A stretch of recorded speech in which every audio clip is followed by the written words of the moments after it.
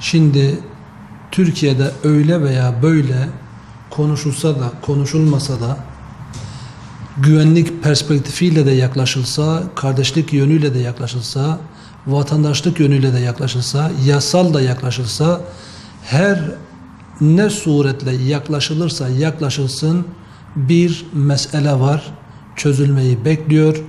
Uzun sürelere yayılmış ancak bir türlü arzu edilen, istenen çözüm sonucuna varılamamış.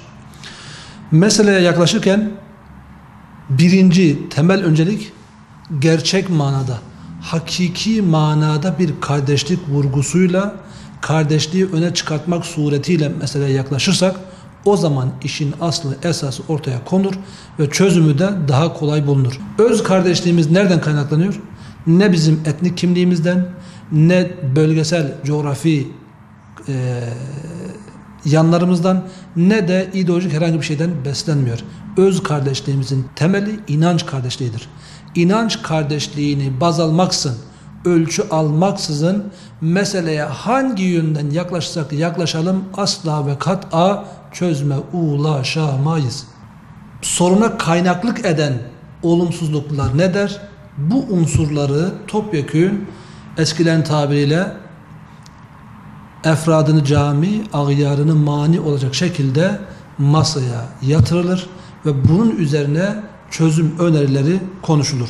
Herkesin bütün iyi niyetleriyle halisane bu meseleye çözmek niyetiyle yaklaşmasıdır.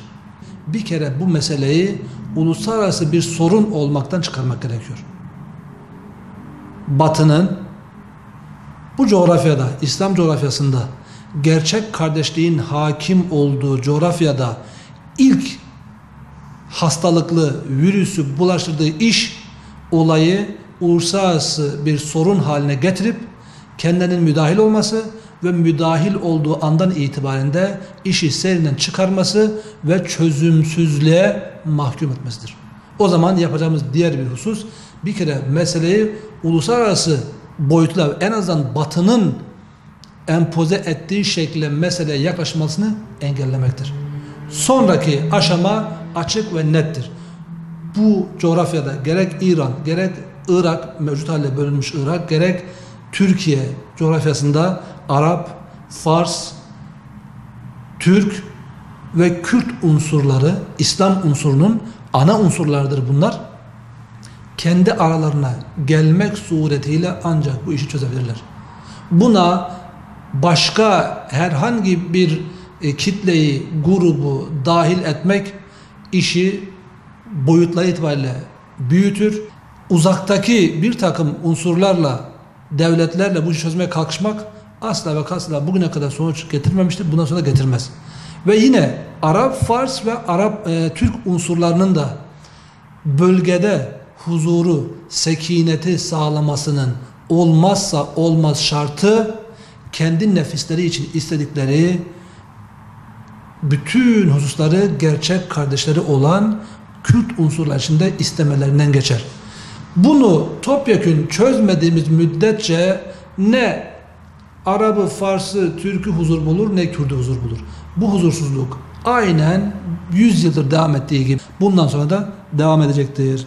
Gelelim Kürt meselesinin asıl sebebi sorunuza.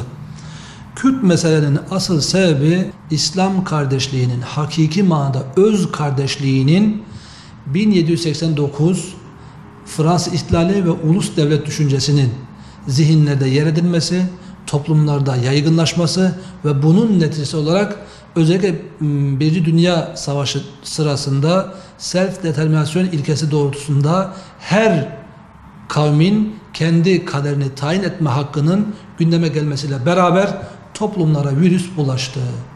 Dolayısıyla esas kardeşliğin inanç kardeşliği değil, kavim, ırk kardeşliği olduğu yönündeki bu propaganda bizim kardeşlik hukukunu zedeledi ve bunun sonucunda da Osmanlı'nın üzerinde hakim olduğu coğrafyada farklı devletler, devletçikler, krallıklar, emirlikler oluşturuldu.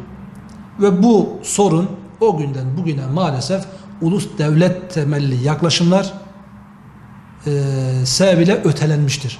Yer yer, dönem dönem baskılandığı, yok sayıldığı, özellikle güvenlik merkezli önlemlerin alındığı dönemlerde çözüm üretmekten daha ziyade gelecek kuşaklara, gelecek nesillere miras bırakılacak kronik bir takım arızaların meydana geldiğini görüyoruz. Çözüm sürecinin yanlışlıkları hususunda ta baştan beri ısrarla Saadet Partisi olarak bir hususu dile getirdik. Böyle bir sorun varsa sorunun bütün taraflarıyla beraber bu işin, bu meselenin oturulması, konuşulması ve bu şekilde çözüm önerileriyle masaya yatırılması gerektiğini dile getirdik. Salt bir hareketi muhatap almak bu işi baştan sakat hale getirmiştir. İkinci husus, ısrarla süreç, bir anlaşma, bir çözüm zemini aranırken aynı zamanda ön şart olarak o günün gündemine düşen silahların bırakılması hususunun aradaki güvensizlik nedeniyle ikircikli bir tavra evrildi süreç.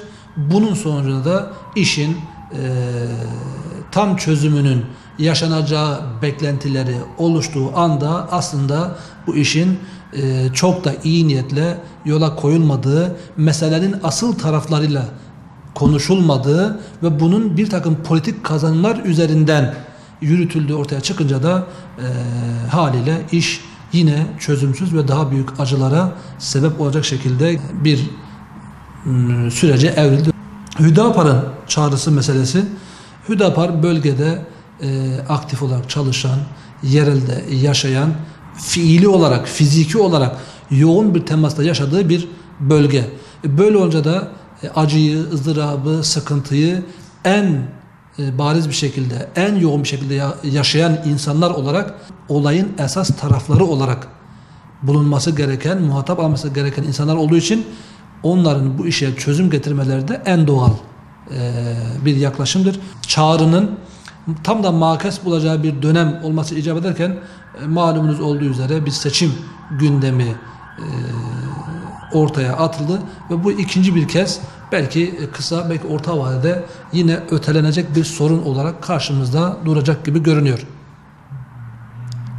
Ama her halükarda bu sorunun çözümü konusunda sorunun tarafları, sıkıntının tarafları, mağdur olan bütün kitlelerin bir araya oturup bir masanın etrafında kardeşlikçe bu işi çözmeleri gerekiyor. Bu konuda Saadet Partisi olarak ta eskiden beri yaklaşımımız inanç temellidir. İnanç temelli çözümün kat'i çözüm olduğu kanaatindeyiz. İnşallah Rabbim önümüzdeki süreçte bu sorunu bütün boyutlarıyla, detaylarıyla çözme üzerine halisane niyetlerle oluşacak temsilcilerle çözüme kavuşturulur ve bu acı, bu sıkıntı gelecek nesillere bırakılmadan çözülmüş olur diye ümit ediyorum.